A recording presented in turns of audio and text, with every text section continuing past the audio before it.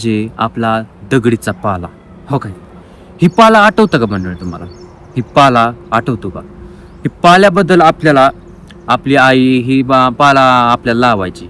आपल्या जखम झाली की पाला लावायची. आठवत असेल तुम्हाला? हा दगडीचा पाला. हं. ही दगडीचा पाला आपल्याला आई आपली पायाला लावायची. जखम जखम झाली की ह्या दगडीचा पाल्याचा तुम्ही अजून सुद्धा आठवा भावांनो. ही दगडीचा पाला इतका आयुर्वेदिक आहे. इतका आयुर्वेदिक आहे. म्हैस या गाय म्हणा का कोणचं रेडकू म्हणा गाभण जर राहत नसेल कोणी शेअर करणार नाही. मी ह्याचा स्टडी केला. एक 10 दिवस स्टडी करत होतो. मग ह्याचा फायदा मला कळला आणि मगच तुम्हाला शेअर करण्यासाठी मी इथं बसलेलो आहे. मी गाभण राहत नव्हती म्हणून ह्याच्यावर आम्ही हे केला प्रयोग केला. हा प्रयोग वापर केला पाल्याचा. मग आमची म्हैस भावांनो गाभण राहील.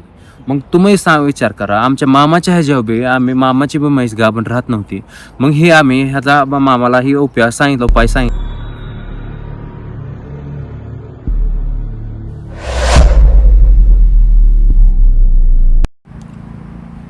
मंडळी नमस्कार, मी धीरज तुमच्यासमोर अजून एकदा नवीन विषय घेऊन तुमच्यासमोर मी उपस्थित राहिलेलो आहे. मंडळी आज आपण जेव्हा लहान असतो, लहानपण म्हणजे तुम्हाला माहीतच असेल कसं असतं. लहानपणातला खेळणं बागडणं हे लहानपण माझं सुद्धा लहानपणात आपण खेळायचो हे करायचो तसं का उड्या हाणायचो हे करताना आठवत असेल लहानपण तुम्हाला. तुम्ही म्हणसाल लहानपणाच काय विषय ऐकून तर घ्या. मी सांगणार आहे हे ऐकून घ्या. लहानपणात आपण खेळायचो पहिले दुसरी चौथीचं म्हणजे 5वी 6वीचं ती जीवन असतंच 10वीच्या आतलं ते 8वीच्या आतलं म्हणजे 7वीपर्यंतचं जीवन. पहिली ते जेव्हा आपण थोडं आपल्याला कळत असतं म्हणजे पहिली दुसरीतलं मला थोडं आठवतं. पण ती लहानपण म्हणजे तीच आलं. तुम्हाला सांगतो आपण लहानपणापासून खेळायचो हे करायचो उड्या हाणायचो. मी तर तुम्हाला सांगतो मी तर झाड घ्यायचो झाड झोडपत बसायचो. तुम्हाला मी लहानपणाच्या गोष्टी सांगणार. पण तुम्ही म्हणसाल लहानपणाचा ह्याचा काय विषय आहे ती सांगतो तुम्हाला. लहानपणात आपण बागडायचो हे करायचो का हाणायचो एकमेकाला. हाणल्यानंतर आपल्याला काय व्हायचं अचानक पळता पळता आपण धाड मी आपटायचो. तुम्हाला सांगतो गुडघ्यांना लागायचं थाड मी ठेस लागायच्या पायाला लागायचं. माझ्या तर इतकं तुम्हाला सांगतो इतकं पायाला लागलेलं हाय गोष्टी झालेल्या आहेत त्या. इतक्या लागलेल्या गोष्टी आहेत त्या. पण पहिले काय औषधं असं परिस्थिती काय कोणाच्या चांगल्या नसायच्या. आधीच्या काळात आमची खास एवढी परिस्थिती नसायची कोणाची बी असं ना. पण असं पहिल्या गोष्टीतलं जास्त दवाखान्यात जात नसायची. माझ्या अंदाजे मी पहिली 7वी 8 6वीपर्यंत असं दवाखाना नव्हतं मलाच नव्हतं. काय असं कुठं लागलं की हळद लाव हे लाव ती लाव चालायचं. तर मंडळी लहानपणाचा आयुर्वेदिक औषध तुम्हाला माहिती आहे का? जरी आपण एखादं खेळताना पडलेलो असायचो पडलो की आपली आई म्हणजे मम्मी तुमची मम्मी माझी मम्मी काय असेल ती आपल्यात पडल्यानंतर आपल्याला काय लावायची तुम्हाला आठवतं का? म्हणजे असं एखादी जखम झाली गुडघ्याला ठेस लागली रक्त व्हायला लागली तर आठवतं का तुम्ही ती गोष्ट काय असायची मंडळी की एखादं ठेस लागल्यानंतर असं काय वनस्पतीला लावायची म्हणजे आठवतं का तुम्हाला? वनस्पती ती कशाबद्दल उपयुक्त म्हणजे वनस्पती होती तर मग तुम्हाला विचार केला का लहानपणी तुम्ही ती बाबा ते आपल्याला एवढी जखमावर ती वनस्पती लावती आपली आई. तुम्हाला विचारायचं असतं तर थोडंफार विचार आला असतीलच की लहानपणात म्हणजे ही काय आहे गोष्ट म्हणजे हे लावलं की आपलं सगळे जखम राहते म्हणजे रक्त व्हायचं थांबतंय. ती काय वनस्पती होती आपल्याला थोडासा प्रश्न का पडला नसेल मंडळी. लहानपणी लहान वयात आपल्याला थोडासा विचार आला असेलच की हे आपली आई ही आपल्या जखमेवर लावते ते हे करते ते.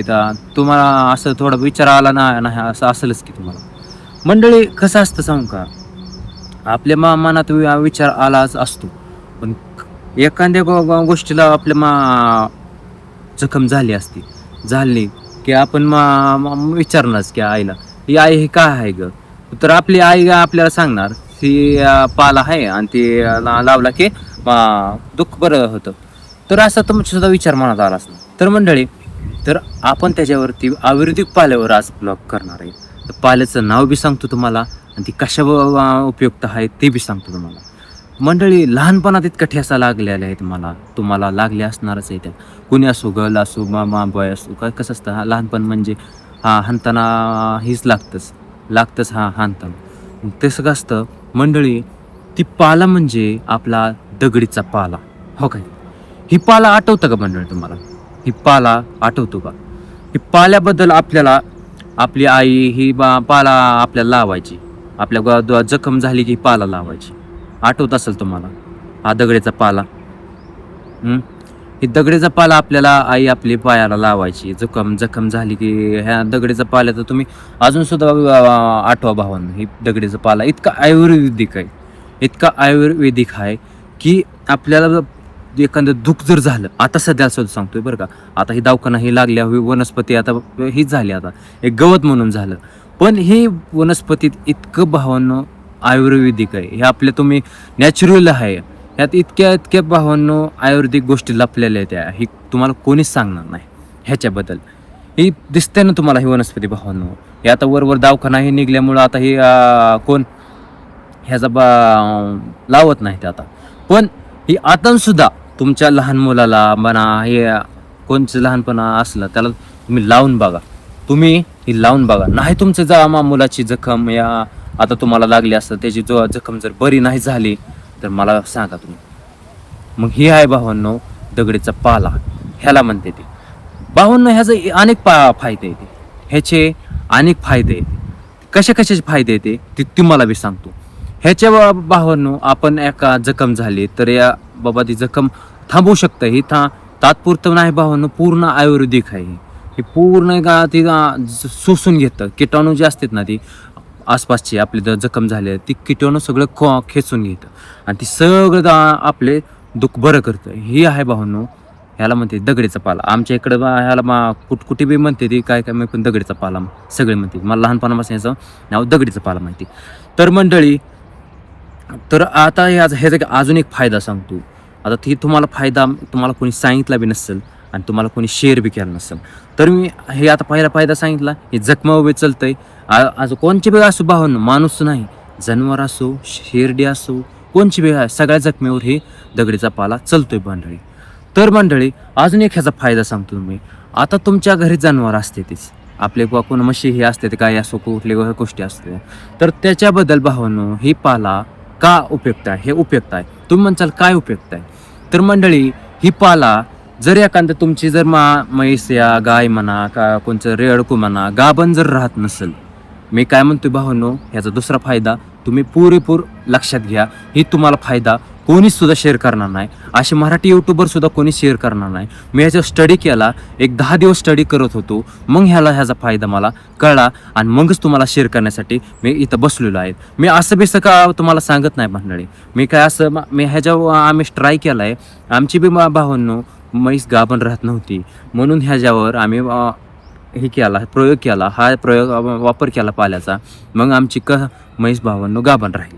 मग तुम्ही विचार करा, आमच्या मामाच्या ह्याच्यावर बी मामाची बी म्हैस गाभण राहत नव्हती.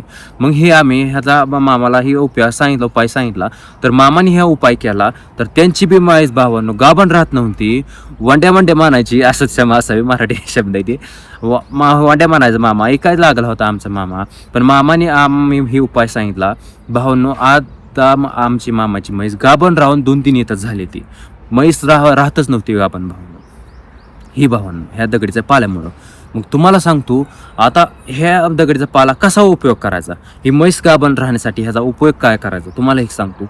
आता तुम्ही हे काय करायचा, एक जास्त पाला घ्यायचा, एक अजून थोडा जास्त पाला घ्यायचा, ह्याच्यापेक्षा 2 पाला घ्यायचा. आपला ही असतो का आपला कापूर काय करायचा, 2-3 टेप्स घ्यायच्या कापराच्या एवढ्या किंवा छोट्या बेटा मग मोठ्या करायच्या. कुकरच म्हणतो क्षमा असावे, आपल्या मिक्सरमध्ये पूर्ण भावांनो वाटावून आपले कापराच्या डेप्स असत्या वाटायच्या आणि ती मिक्स करून ती जनावराला पाजू घालायचा, म्हणजे पाजायचा. भावांनो ही जर त्या तुम्हाला रिझल्ट नाही आला तर मला सांगा, कमेंटद्वारे सांगा. तुम्ही ते रिझल्ट जर नाही भेटला तुम्हाला, तुमचे म्हैस असो जनावर असो, तुम्ही ही दगडीचा पाला करून बघा. ही दुसरा फायदा तुम्हाला सांगितला. हा फायदा तुम्हाला कोणच सांगणार नाही भावांनो. आपला ही मी स्टडी केला आहे. तुम्हाला कोणच असं जनावराबद्दल आपल्या म्हशीबद्दल ही गाभण राहण्यासाठी ही खरंच उपयुक्त आहे. कापराच्या गोळ्या टाकायच्या विसरू नका, नाहीतर ही का नुसतं टाकलं तर तुम्ही म्हणसाल हे टाकलं आणि तुम्ही उगं फेकताय. नाही भावांनो, कापराच्या गोळ्या टाकायच्या विसरू नका. कापराच्या गोळ्या टाका. कापराच्या गोळ्या टाका आणि ही मिक्सिंग करून दगडीचा पाला ती जनावराला पाजा, जी गाभण राहत नाही त्यालाच पाजा. आणि ती बघा त्याच्या नंतर ती म्हैस गाभण राहील भावांनो. म्हणजे माज करून गाभण राहील. मग तुम्हाला ही भावनं फायदा कोणच सांगितलं नव्हतं.